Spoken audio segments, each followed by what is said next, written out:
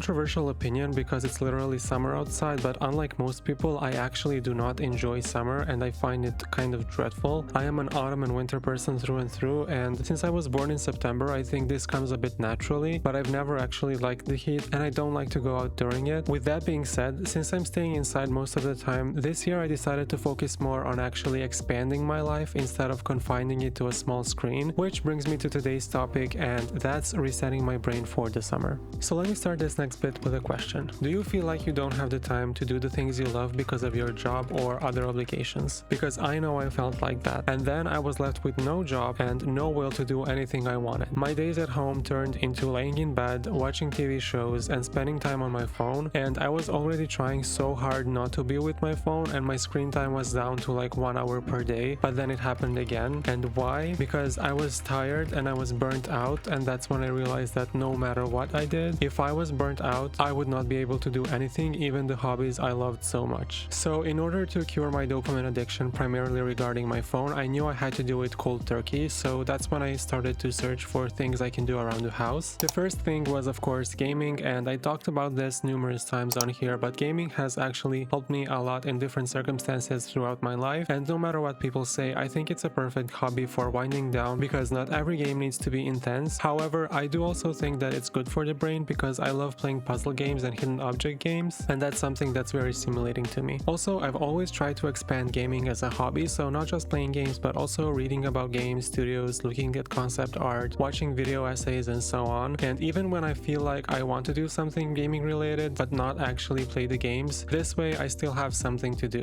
I also love watching other people play games, especially if I don't own a certain console or game, and that's just a great way to relax or have videos in the background while I'm doing something else. So in order to cure my dopamine addiction, I'm going to focus more on intentional gaming, slowly going through games or just replaying games I have at home, instead of spending a lot of money on new games constantly that I may not even play for a long time. Also, I recently watched a video titled "Gaming is Better for You Than Scrolling," and it made a lot of good points touching on some things I've said too, so I will leave it in the description if you're interested in watching it. Of course, I have to talk about reading too. Reading was always a big part of my life, and I'm going to be honest, I went through phases of my life where I didn't read, then read a lot, then not again, and now as an adult I feel like I have a healthy relationship with reading. I've stopped giving myself reading goals for the year or for the month, and I just read whenever I have free time or am bored or just feel like it. I've also stopped buying books, which was very hard for me at first, but I told myself that I'm not going to buy a bunch of new books before I read the ones I have at home. With that said, I also do think that not every book is for a certain time, and what I mean by this is you can buy or own a book, but you may not want to read it right away. It just has to sit a bit in your home, or you just have to be in the right state of mind or mood to read it, if you know what I mean. And like I said, I'm going to focus more on reading everything I have at home before I decide to go out and buy more books, but I won't restrict myself, because if I like something I will buy it to have it in my collection, even though I won't read it right away. Something I also want to try during this summer is not just reading at home, but also going out to cafes or nature to read. As an introvert, this is not really something I'm used to doing, but I want to try and get out of my comfort zone and see what it's like. When I tell you that I have never went out to a cafe by myself, I mean it, and that may be weird for some of you, but my anxiety just can't handle that. So we're going to do some exposure therapy this summer.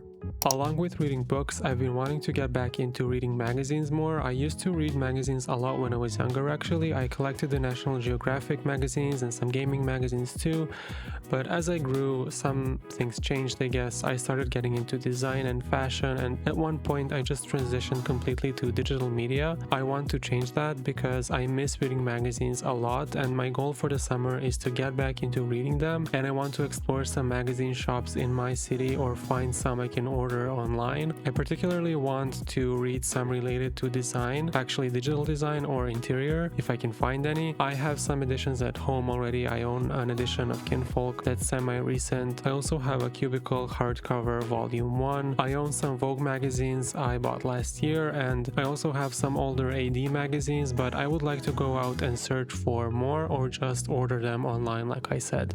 The next thing I want to talk about is photography and videos. Photo and video are definitely not new hobbies in my life, and I've been experimenting with taking photos since I was a child. We always had a camera around the house and I loved taking film photos, and as I grew I started to take it a bit more seriously. I was fortunate enough that my parents would buy me my first cameras, and that's how I practiced, so you can imagine my excitement when I could afford my own cameras as an adult. I also love to collect cameras, and I have a couple of them in my collection now, so let me know if you would like me to talk about them. But for now, let's focus on the hobby aspect. For a while I used to do photography and videography for work, but then I stopped and transitioned into a corporate job, and I have now started to miss it a lot, and that's part of why I started making YouTube videos. I really like conceptualizing and trying to tell a story through video, but I also enjoy editing very much, even though it can take a very long time sometimes. But the point of this is not all the equipment, but what makes you happy. So if you haven't tried photography before or do not own a camera, I would just say start with your phone. You may not realize it, but your phone is more capable than you think. I mean, most of you already probably know this, but it's worth saying, and taking photos simply just makes me happy, so that's why I started doing it more and more in the last 2 months. I even went out and bought some more film for my analog cameras, and I haven't used them in like 2 years, which is sad, I know, but I just kind of lost my spark and I'm determined to get it back, and I think I'm definitely on the right track.